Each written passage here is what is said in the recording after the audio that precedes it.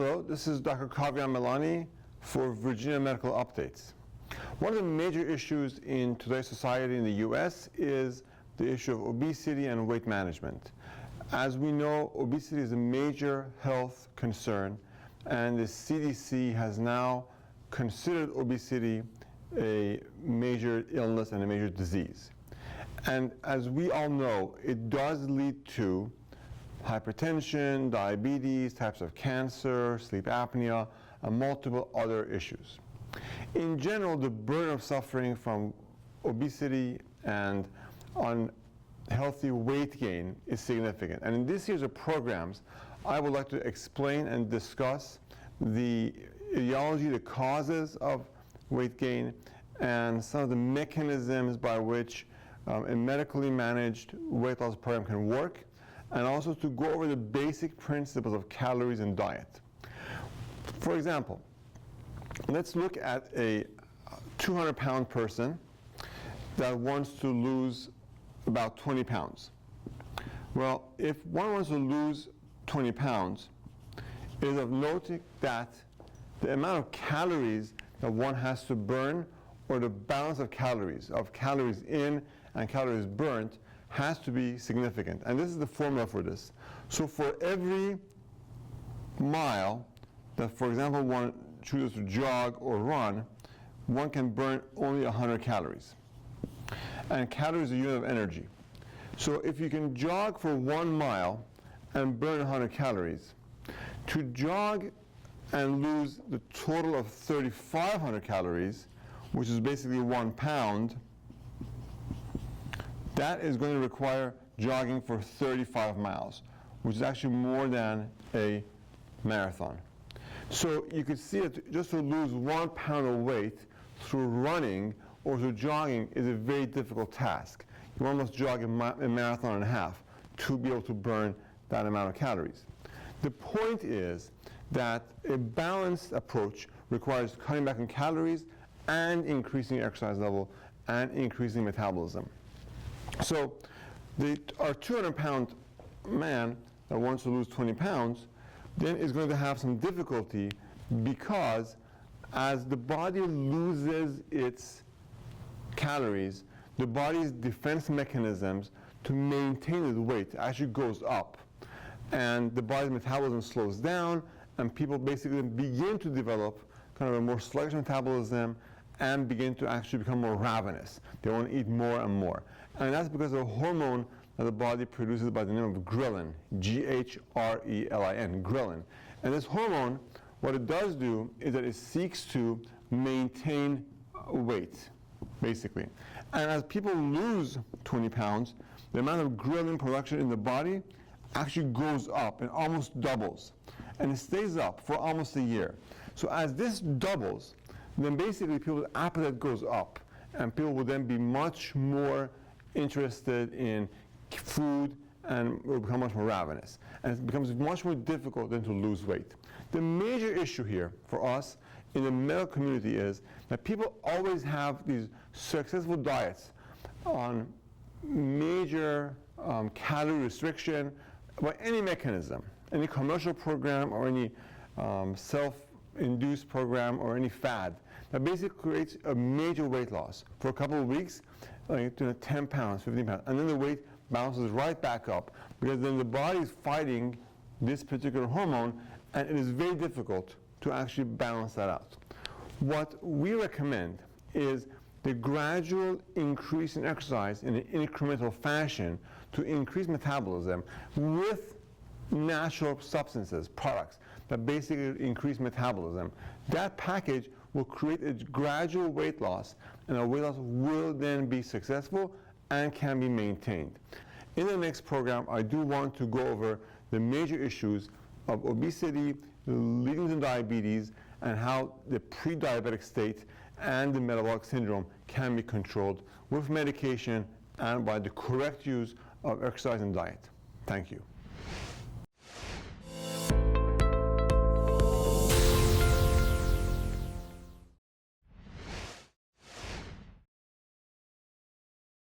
Hello, welcome to Virginia Medical Updates. I'm Alejandra Gonsalves, and today's program is sponsored by Virginia Family Medicine. Virginia Family Medicine integrates functional and alternative medicine in their practice to complement their expertise in medical care. Their areas of focus are on preventative health, weight management, and holistic medicine.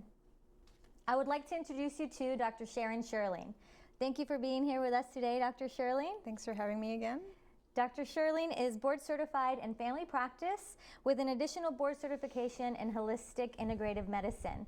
She's been practicing for over 17 years and believes that all patients, with the help of an experienced healthcare provider, ultimately have an inner ability to heal themselves.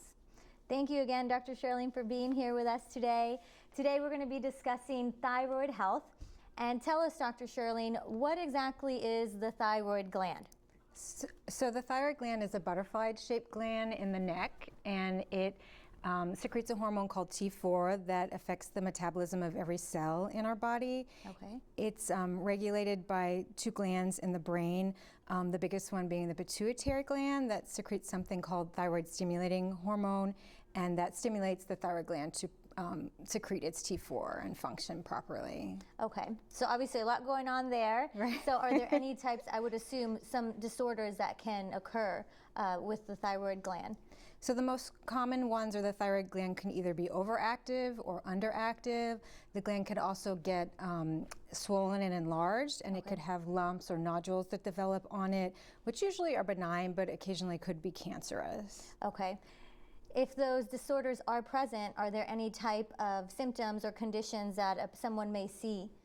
Yeah, so because the gland affects every cell in the body, the hormone that it secretes, you can see various symptoms from it. The most common ones, if the thyroid gland is underactive or hypothyroidism, would be things like fatigue, dry skin, constipation, cold intolerance.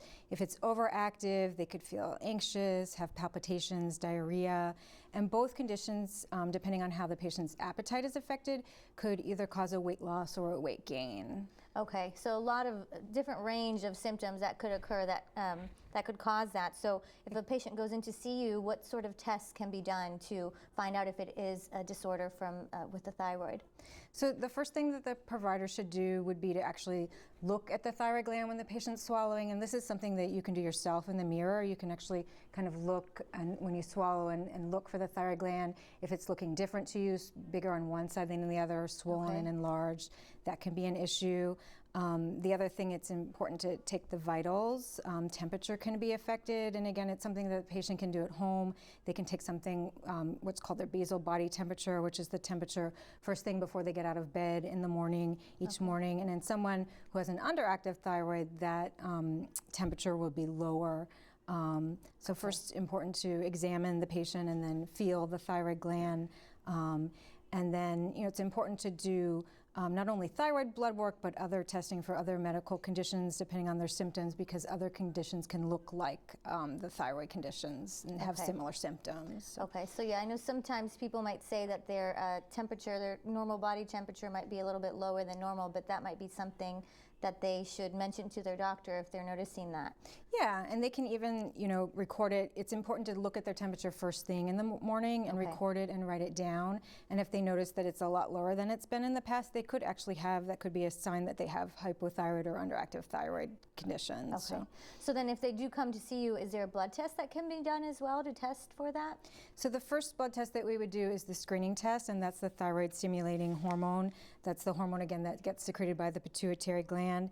It's kind of the opposite of what you would think. If the thyroid isn't producing enough hormone, the TSH actually goes up because the pituitary gland is trying to get the thyroid hormone to put out more of its, thyroid gland to put out more of its hormone. Okay. And then if it's overactive, putting out too much T4, the TSH actually goes down because the pituitary gland is trying to get it to slow down. That's in most conditions when the pituitary is functioning normally, and typically it is. So is it easy to interpret those results then if it has that sort of, backwards type of reading, it seems like to me? Sometimes it can be hard to explain that to the patient because you have to explain that to them first, but the TSH is actually a really accurate test.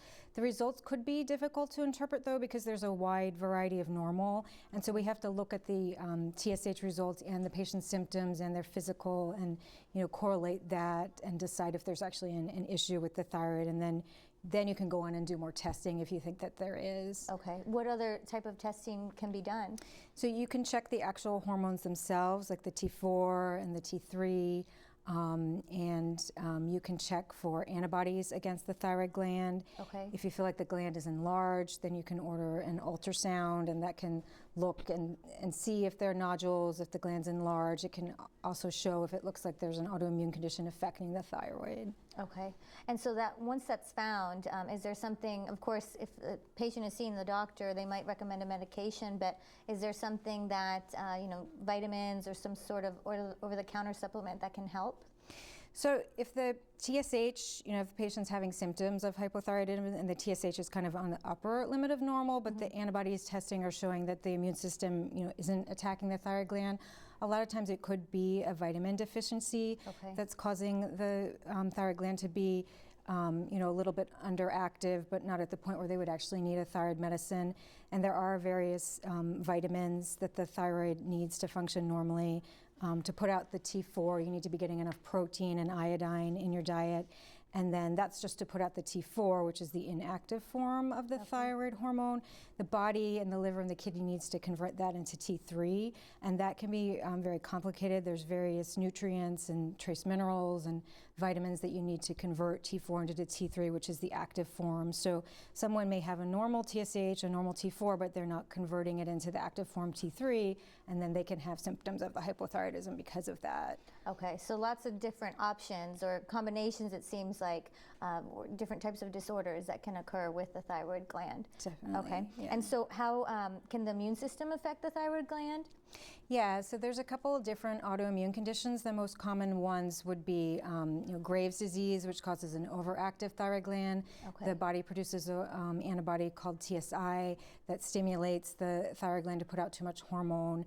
That antibody can also attack the eyes and cause the eyes to get enlarged and problems with the eyes. And then when we're looking at the hypothyroidism or the underactive thyroid gland, the most common autoimmune condition is something called Hashimoto's thyroiditis, and the body is producing something called TPO antibodies that will attack the thyroid gland. And in the beginning, the gland could put out too much hormone at times as it's being attacked, but ultimately the gland will kind of burn out, and the patient will become hypothyroid from that. So. Okay. So, and then what about any type of changes? Would diet affect that? We have this kind of phenomenon going on with like gluten-free foods. Right. Does that affect anything with the thyroid or any other type of diet that someone might have? Could that cause problem to your thyroid gland?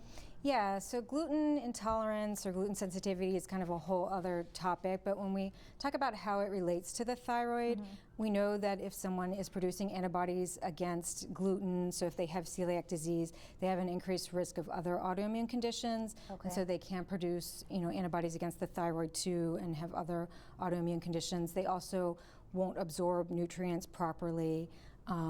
If somebody is just gluten, sensitive, that can also affect them. There's a theory in functional medicine that the gluten particles themselves look like the thyroid gland to the body, and so if someone has antibodies against their thyroid and they're eating gluten, that may be, if they take the gluten out of their diet, or if they, even just limit the wheat and the barley and like the gluten grains from their diet, they may produce less of those antibodies and they may feel better. So. And it'll stop that attack that's going on basically on your food. Exactly. Your body's thinking is something and else. on your thyroid and even on your joints and Right. Okay. So. Yeah. So anything that your body's thinking is going to make a difference to the thyroid gland, but really it's just the autoimmune disease that's just so wreaking the havoc. body sees it as foreign, and the body starts attacking something it shouldn't be attacking, and sometimes that's the thyroid. So. And so then, what about medications? What prescription medications are available with someone who might have the hypothyroid condition? So there are the traditional medications that have the T4 in it, like Synthroid is one of the ones that have been out the longest. There's also the generic forms of it. And you take in the T4 as a pill, and then you leave it up to the body to convert it into T3, T2, T1. Also have some active metabolites in the body. So. And you mentioned the generic form. Is it okay to take the generic form? Is it just as effective as the brand names? Yeah, the generic forms can be just as effective. You want to make sure if you're going to pick a generic, you're always picking the same one because they can get absorbed differently. So with the thyroid medicine, you want to take it on an empty stomach.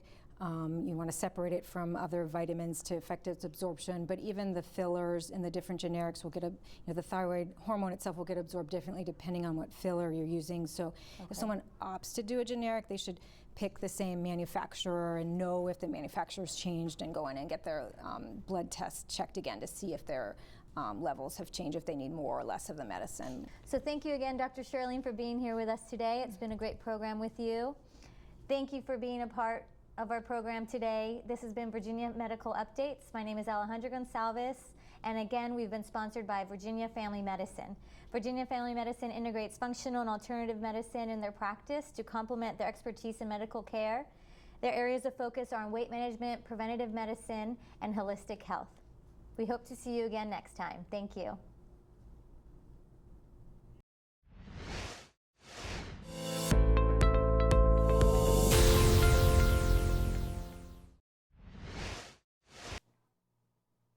Hello, this is Dr. Kavya Milani for Virginia Medical Updates, and I will be doing a brief review and introduction of an important 2016 book called The Happiness Track. The Happiness Track is a book by Professor Emma Seppala from Stanford University. It is probably one of the most important books of 2016. It does have a particularly new and nuanced approach to life. All of us in a place like Northern Virginia, in Fairfax, in New York, in San Francisco, in other high energy parts, high intensity parts of the world, are almost like stuck in a hamster wheel. Getting up in the morning, going and doing things bigger, better, faster, more energetically, and then basically looking for that elusive happiness at the end of a day, at the end of the year, at the end of a lifetime. What this book does actually present is really refreshing, and it's very, very different. So in general, all of us culturally are placing our happiness after success. So the idea is that we do things hard, we study hard, you work hard, you're amped up, you hit the ball at the park, and eventually you'll be happy. Well, a lot of psychological literature and a fair amount of recent studies actually says that is wrong. That success really is the conclusion or the after product of happiness. So the goal, in fact, is happiness. Now, happiness is not just being like pain-free or being high, obviously. Happiness is that inner joy, inner happiness that is using our own authentic self. And the point of our activities should be to achieve that. Now, if you look at the world in which we live, I'm a physician. 45% of physicians in the US actually are burnt out, are tired. 60% of bankers, male bankers, are burnt out. They're tired, they're fatigued. 70% of female bankers are burnt out. They're exhausted, they're depleted. And a lot of the people that work in the nonprofit sector also are depleted, have lost their motivation, lost their energy. So these people show up at work every day, not interested, they are not really productive, they just make it go through, and then they go home and are unhappy. Now, if we were to reconsider this, how can these people be energized? Well, exercise will help, motivation will help, yoga will help, and basically some form of creativity or divergent thinking can be brought up in everyone once they have free time. So one of the biggest correlations, in fact, for example, of doctor happiness is the amount of time that they're not working. So these are all very important issues that this book does actually bring up, and it does create a new paradigm, a new framework for approaching the issue of happiness and wellness. Our society is built upon ego. I, me, more, bigger. Well, there is a fair amount of data now that suggests that people that use even the pronoun I or me actually die faster. They have more heart attacks. Well, so we do need to really, in a sense, decenter ourselves and center something else, which basically is happiness for everyone. And that's why people that do altruism live longer. They're healthier, they're happier, and they have better life metrics in terms of important metrics of longevity and happiness. So in general, this book is a very important book. I highly recommend this book. It is one of the two most important books that I think have come out in 2016. One of them is this book, The Happiness Track. The other book is a book called Peak by Professor Erickson. Both books really are balancing each other out in terms of what they present, but they're really exciting and very good books. Anyway, on this note, I will end the program, but I look forward to hearing your comments on social media and your questions. Also look me up, Kavya Milani, on Twitter. I'll be happy to engage you directly and look forward to hearing from you. And please be in contact with me and our program, and I look forward to seeing you back in 2 weeks' time. Thank you.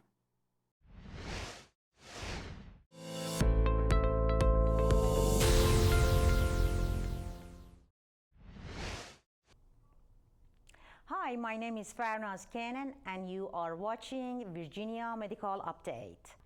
Every time you exercise, there are 3 phases that you need to consider. You need to warm up and exercise and cool down. So let's not waste the time and get started.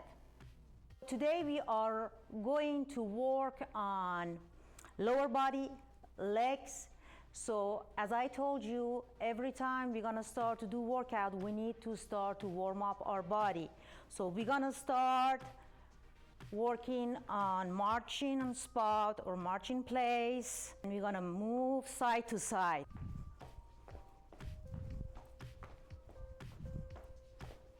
Back to marching spot.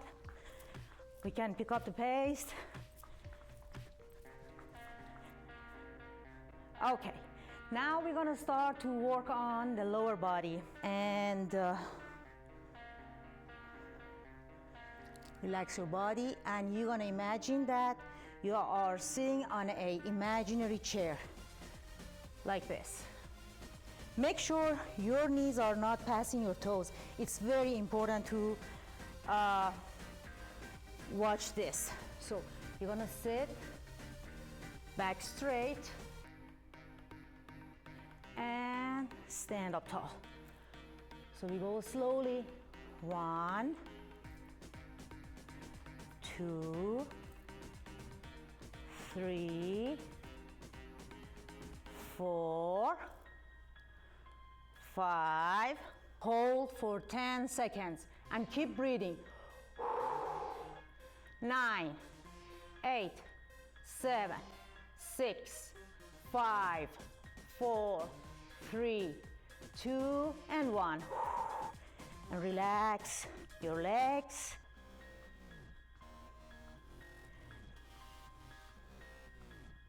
You can do 3 sets. Every set start with 8 to 12. Okay, the second exercise, you're gonna do the same thing. You're gonna bend your knees and sit on an imaginary chair. Then you hold and you go side to side. 2 steps. And make sure your knees are not passing your toes. Okay, now stand up tall and shake your legs.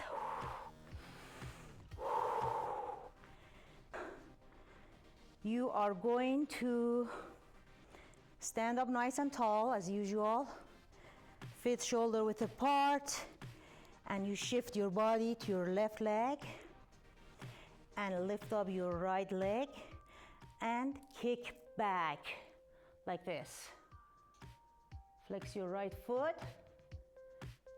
Pick a spot that does not move so you can keep your balance. And back in the original position. Okay. So we're gonna do the same thing on the left leg. Shake our legs. Left leg. Kick back. And touch the floor. And back in place.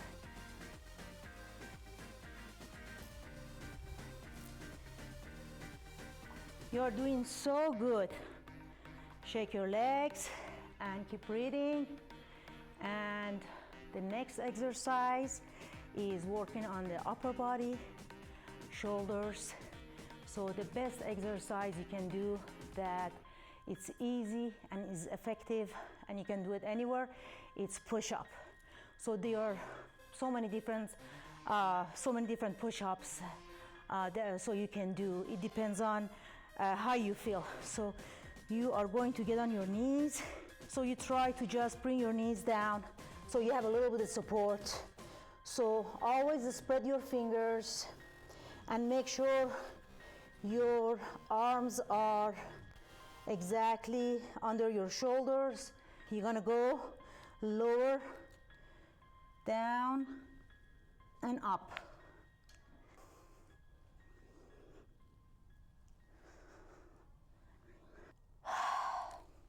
So like, as I told you, at the end of the exercise, it's very important to cool down your body.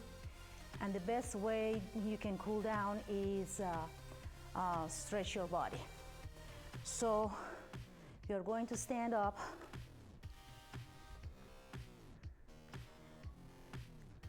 Bring your arms up, inhale.